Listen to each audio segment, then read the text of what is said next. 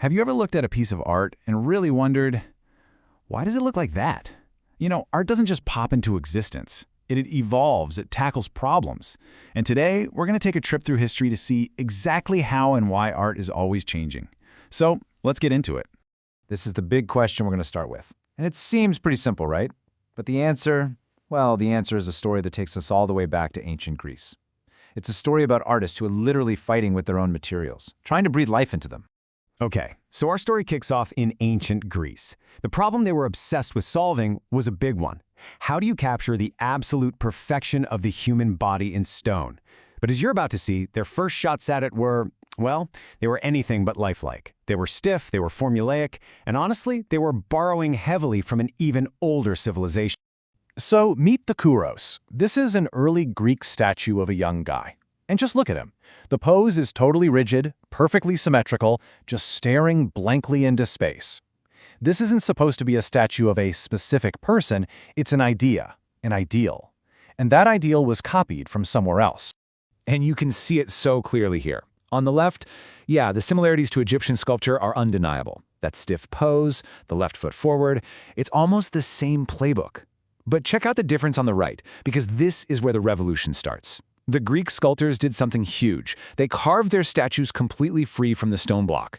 Now, that might not sound like a big deal, but it was. It was this first, tiny, but absolutely crucial step towards making art that looked real. And then, just about a century later, this happens. This is the Critios boy. The change might look subtle at first glance, but I'm telling you, this is a revolution in stone. For the first time in Western art, a statue actually looks like it could take a breath. He's not stiff and symmetrical anymore. He's relaxed. He's standing the way a real person would stand. So how on earth did they do it? They did it with this one simple trick, contrapposto. It's just an Italian word for what you do all the time without thinking about it. You just shift your weight onto one leg. And when you do that, see how your hips and shoulders tilt in opposite directions to keep your balance? That's it. That is the simple, natural, little shift that unlocked realism and brought stone to life. It perfectly shows what the Greeks were all about, solving the problem of how to capture real life. All right, now let's hit the fast-forward button. We're jumping ahead hundreds of years. Rome has fallen, the world is a totally different place. And art? Well, art has been given a completely new job. That whole Greek obsession with earthly perfection, that was over. It was replaced by a brand new focus, the heavens. Which brings us to a really interesting question. When you look at art from the Middle Ages, it's so easy to think that artists just forgot all the skills the Greeks had figured out. But they didn't forget. They chose to do something different, and for a very important reason. The whole point of art was no longer about copying life on Earth. See, here's the thing. Art's whole purpose changed. The church was now the most powerful force in Europe, and in that world, life on Earth was just a temporary layover. The real destination was heaven. So art became a teaching tool. It was a visual Bible for people who couldn't read. So clarity, symbolism, that stuff was way more important than making things look realistic. Artists didn't even sign their work. They worked for the glory of God, not for themselves. The problem art was solving wasn't, how do I make this look real? It was, how do I make this teach a holy lesson? But then, the pendulum always swings back, right? We get to the Renaissance, and suddenly there's this huge rebirth of interest in the classical world of Greece and Rome. Artists picked up that old challenge of realism again, but this time they had some powerful new weapons in their arsenal: science and math.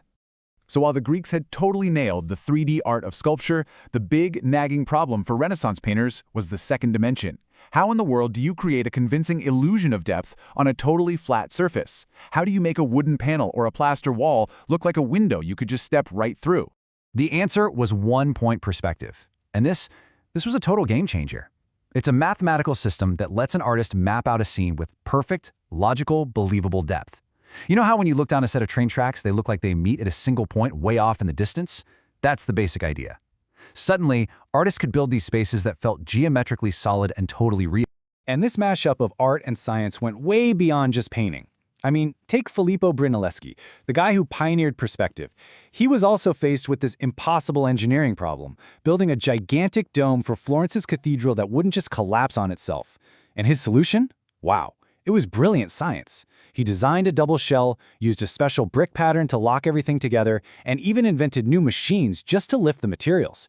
It just proves that for these Renaissance masters, art and science were just different ways to solve the same problem: how to shape the world around them. But here's the thing. The problems artists were trying to solve weren't the same everywhere. While Europe was busy rediscovering realism, a completely different kind of artistic revolution was happening over in China. And this story isn't about realism or religion. It's a story driven by technology, chemistry, and the power of global trade. Chinese potters spent centuries, literally centuries, perfecting their craft. By the Tang Dynasty, they had mastered the incredibly hot kilns you need to make real porcelain. A few hundred years later, during the Yuan Dynasty, this one city, Jingdezhen, became the undisputed king of porcelain, perfecting that iconic blue and white style. And by the Ming Dynasty, we're not even talking about simple pottery anymore. This was a high-tech luxury good, a symbol of the emperor's power. But what's so fascinating is that this classic Chinese art was actually a product of ancient globalization. The Chinese brought the incredible technology to the table, the kilns, the clay, the whole process. But that brilliant, deep blue color that makes it so famous, that came all the way from Persia, modern-day Iran, shipped along the Silk Road. It was a fusion of tech and resources from opposite ends of the known world. So, after this whirlwind tour through a few thousand years of history, what have we actually learned? We've seen that art is never just sitting still. It's always being pushed and pulled by these massive forces. So let's just quickly recap the big engines of change we've uncovered. First, you've got that relentless drive for realism. We saw it with the Greeks, literally breaking their statues free from the stone to make them feel alive, and then again with Renaissance painters inventing math to make a painting feel like a window. Second, you have the demands of faith. The Middle Ages showed us how the needs of the church could totally redefine the whole point of art, swapping out realism for clear, powerful religious storytelling. The purpose completely changed the look. Third, there's the raw power of science. During the Renaissance, math and engineering became these incredible new tools for artists, letting them solve problems of depth and construction that nobody could have cracked before. And finally, the influence of trade. The story of porcelain is the perfect example. The exchange of materials, of ideas, of culture across huge distances can spark amazing innovation, creating these new hybrid art forms that are just incredible. Which, it leaves us with one final thought.